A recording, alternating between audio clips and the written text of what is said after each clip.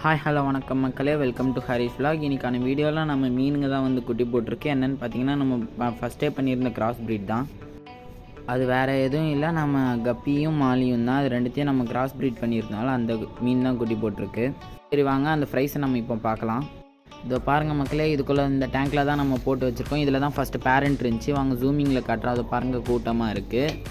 இதுதான் நம்மளோட இது. அங்கேயும் சுற்றி ஓடிட்டுருக்கு பார்த்தீங்களா.